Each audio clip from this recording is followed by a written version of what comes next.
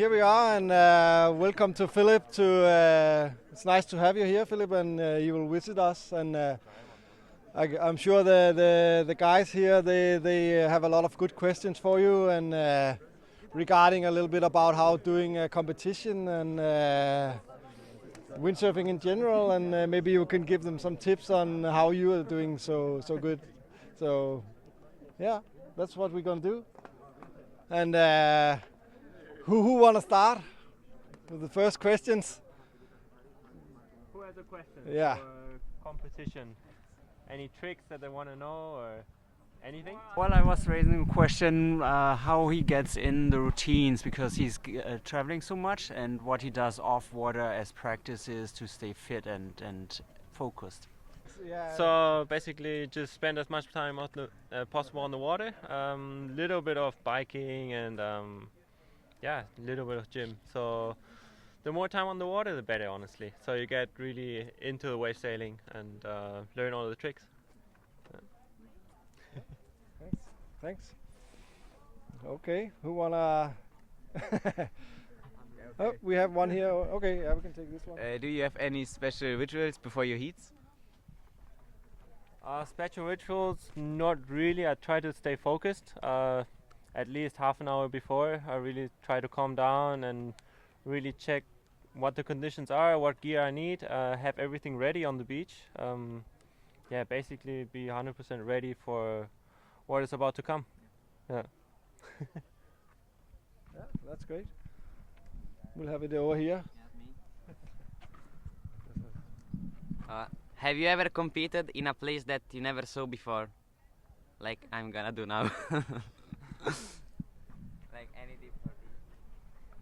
Actually, I've been competing the first time here in Klitmoller was also the first time I ever sailed here. I've never sailed here before, so it's always tricky. It's always good to go out on the water before the contest, at least in the morning before the contest, 10-15 minutes to really see where's the waves. You have to really look at the spot, how the waves come. Is there a lot of current? For example, here in Klitmoller, we have quite a lot of current once it turns on.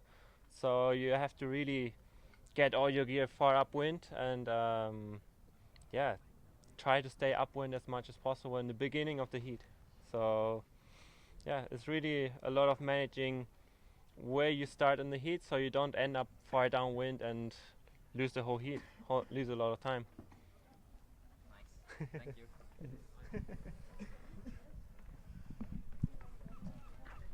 If you have one tip, what was the best tip you can give me? What is the best tip you can give us? Yeah, the most important. The most important tip, of course, you should have fun in the contest. You should enjoy what you're doing. But of course, for the contest, you want to be 100% ready. You want to have all the equipment on the beach. If you have more sizes of sails, have them all ready. Because in the contest, the wind changes a lot. So if you have to change the gear, don't be scared to change it. You will lose only a little bit of time and then you're going to have a really good heat. So in case you are a bit underpowered, don't be afraid to change equipment. And it helps also if you have a parent or a friend on the beach that really helps you with the equipment also and with the change. Yeah, it's super good. That was an important tip, that's for sure. Okay, any other? We must have something. Yeah. We'll just take the. Do you think a triple loop is possible consistently ever in the future?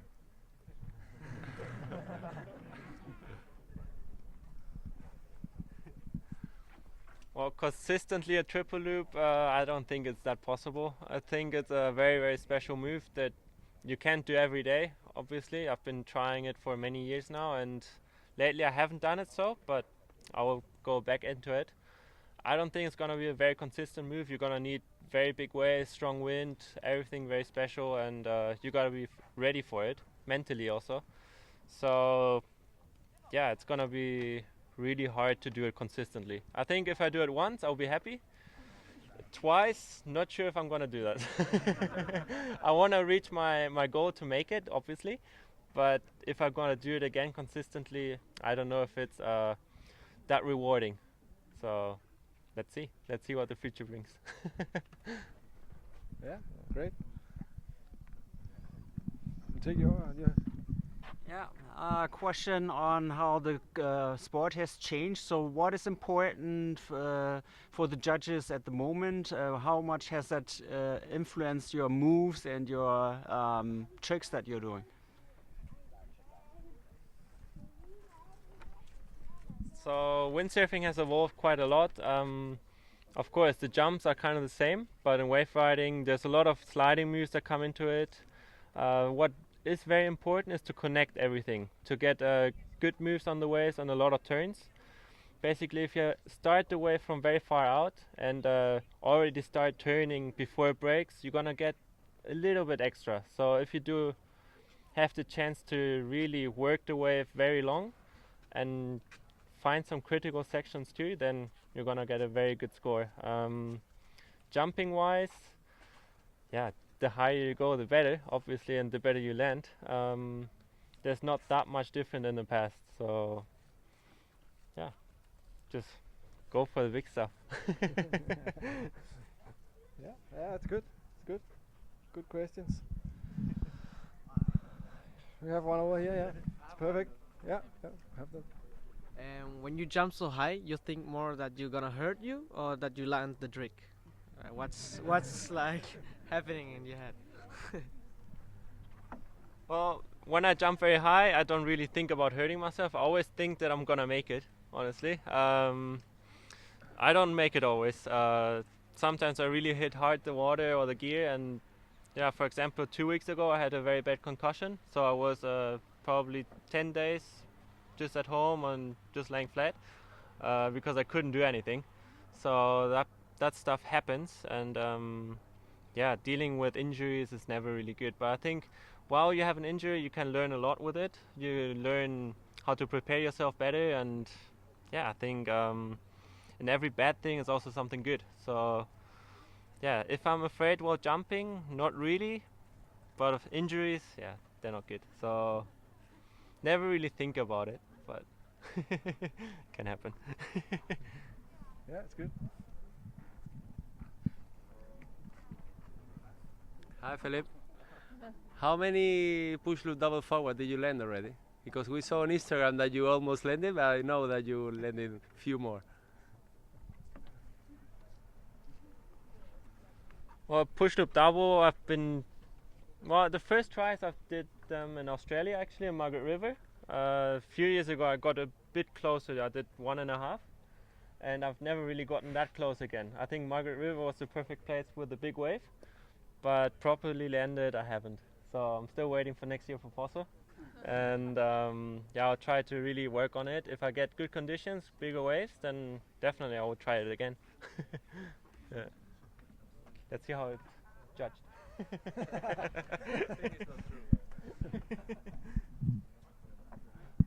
Yeah, it's super. We have one here from Emil. What is your best tactic if when you're doing the competition?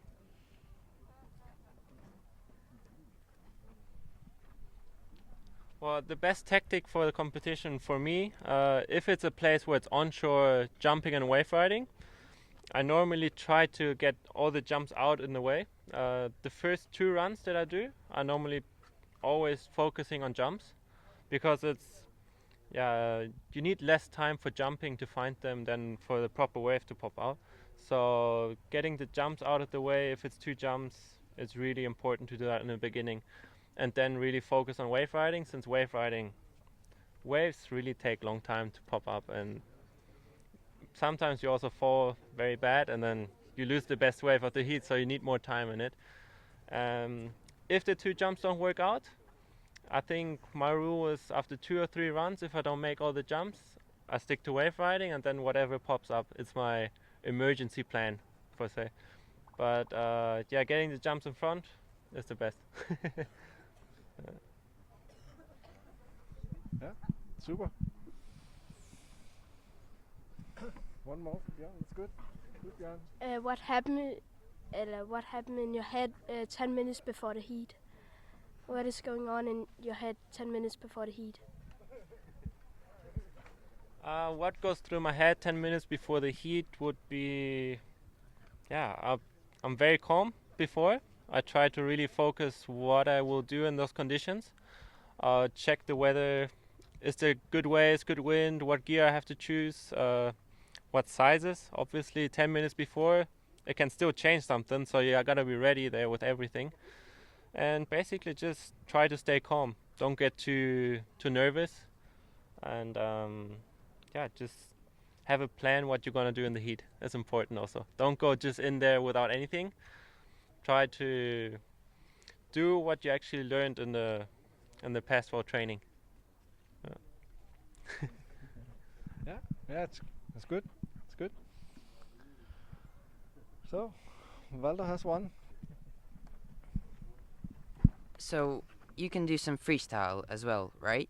How do you feel? Does it affect your wave sailing? Does it make it better? Does it help? And does it help to learn new tricks in wave sailing? Yeah. Well, freestyle sailing is really important in my eyes. I think it helps you really to learn how the equipment feels in the wind. You know how it reacts. You can play around with the gear, what is important. In wave sailing, you can really get influenced by that. You can really put the freestyle moves into the waves and you really know how stuff reacts. So I think freestyle sailing, if it's flat, if there's no wind or waves around, then it's a good option to spend your time on. If it's really good waves on a freestyle board, I wouldn't do it. So I would stick to waves. But if you have the chance to really have flat water and you have your time, I think learning a few moves in freestyle is really important and helps you a lot in wave riding.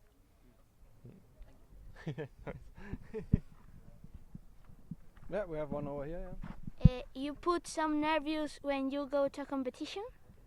Or? Sometimes I'm a bit nervous, yeah. I try to really, be prepared for the contest. If I'm not prepared, I think I'll get nervous. For example, I think a few years ago when there was a Hawaii event, straight after Silt, I didn't even have time to train starboard tech conditions. And we had jet lag and straight away the contest was on. Yeah, there I was a bit nervous, obviously. I didn't know where I was.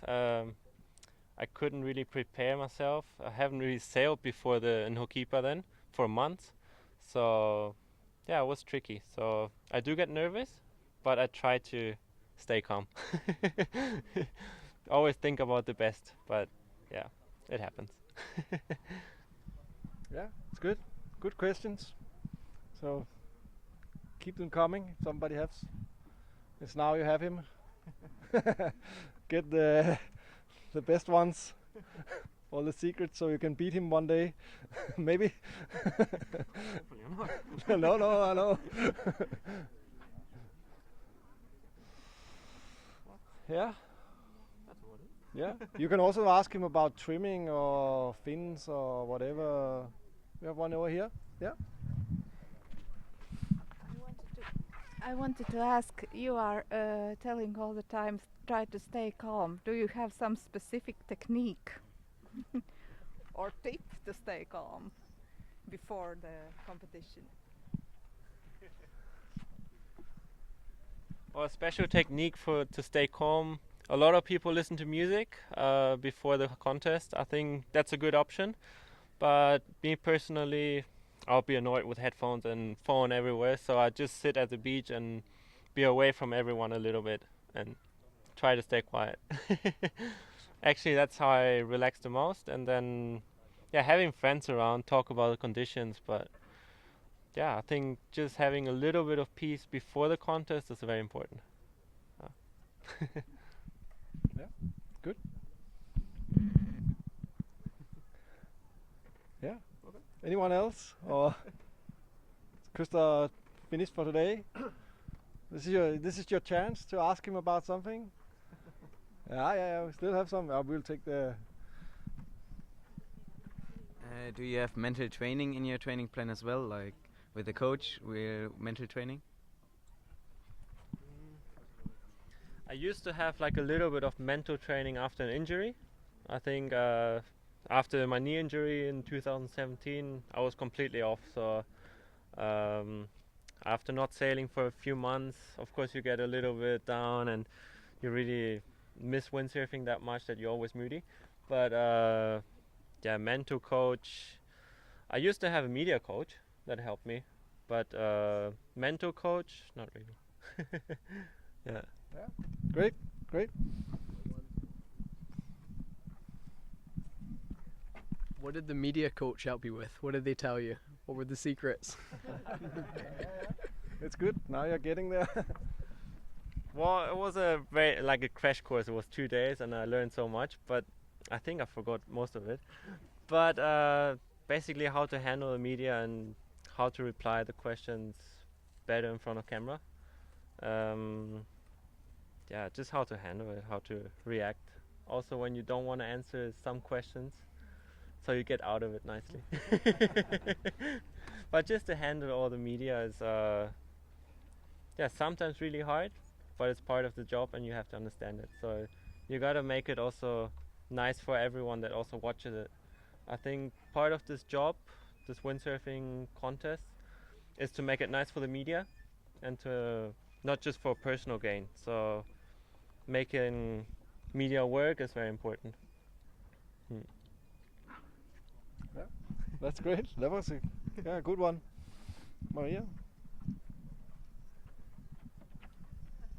What are your tips for do a double forward? Well, the double forward has been actually my main move, so I haven't really thought about anymore how to do it. But I think a lot of speed. I think going very, very fast for the double is very important. You gotta have a very good front loop. That's for sure. You gotta land your front loops planing all the time if you even want to think about a double, just to have all the control. Of course, speed. You gotta have the right ramp. You shouldn't go too far downwind, a little bit upwind, so you can still get a little bit more rotation in it, more power in the sail for the second one. And yeah, basically just get very, very small in the gear.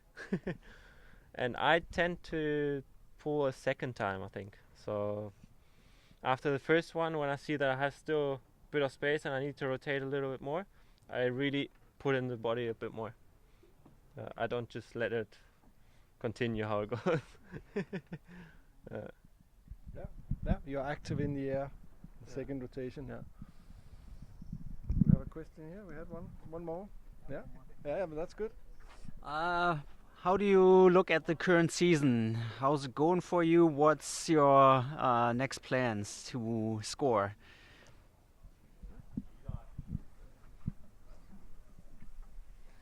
Well, unfortunately, the season hasn't really been amazing. We didn't have that many contests, so of course, if you have one bad event, it's kind of, yeah, you can kind of stop the competition. But like with me in Cabo Verde, I got last, I think, or somewhere around there, because I really didn't have any wind or waves in the contest. 1 hour heat and nothing. So yeah, I got thrown into there just to lose. But besides that, Poso has been really good. I was really happy with that. Tricky conditions. We had very light wind. I've been on 5.3 and 100 liters, which I'm never in Poso, and for a few heats, and also on 4.2, 4.0. So it was a very challenging contest, but pretty fun in my eyes. And now silt, you never know what happens in silt. Onshore wind, left, right, or no wind at all. So this year is still very interesting, but yeah, I don't think there's any title chance this year. Then after a year, I will go to Australia, pretty sure, to train and test new boards. So that's also a motivation. Yeah. Good. Can we reach over? You spoke about silt. Do you have fun surfing silt, or is it just because of the competition you go there?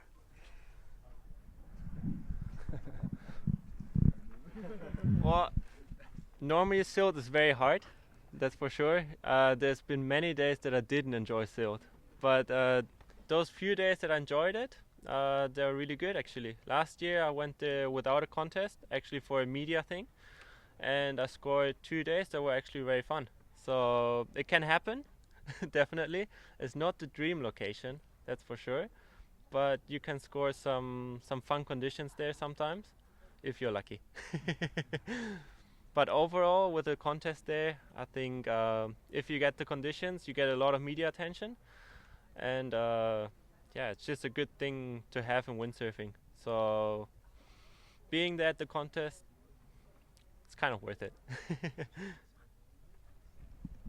Yeah, good.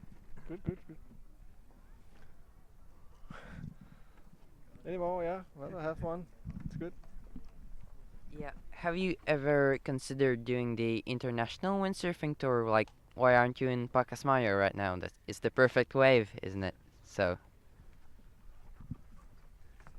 Well, that's a very tricky question, but yeah, years ago, if you were on the top 10, you were not allowed to compete in the WT. I think that changed now. Of course, now you can. There's been no events really in the PWA, but of course they have dream locations, but for now it's a very small contest. For me, it's a small group of friends that do a contest, and it's not really like the thing.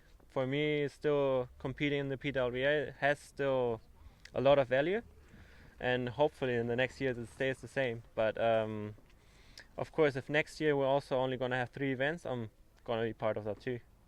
But this year I was still in the middle of it, so if I do it or not.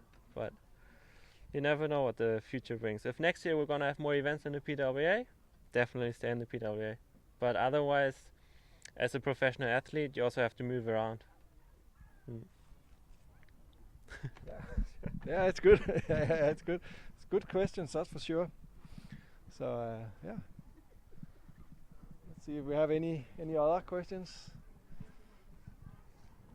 It can be from other parts of windsurfing. It doesn't have to be in competition if you need some tips or something.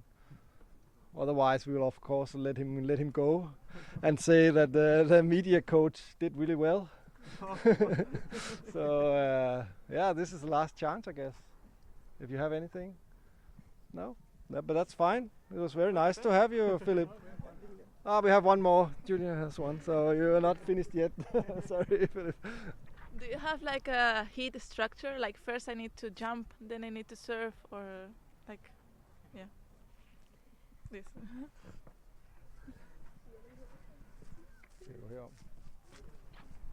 So yeah, the heat strategy that I have is normally jump in the beginning, try to focus the first 2 or 3 runs on jumping, and then straight onto the wave riding. If that doesn't work out, straight to the wave riding. Don't spend too much time on the jumps, because otherwise you miss a lot of good waves. And then you really gotta get the jumps that pop up, or do a safe front loop and a little back loop. But the first few runs I would really focus just on jumps, because jumps you can do, if you're lucky, both of the good ones in one run, and then just focus on wave riding. Wave riding is really the one part of the heat that you have spent most of the time with, and the trickiest in my eyes. Yeah. Yeah, great. Yeah, but I think that's it for now, and yeah, we'll just say good luck in silt and hope for the best, and yeah. Thanks everyone for the questions. So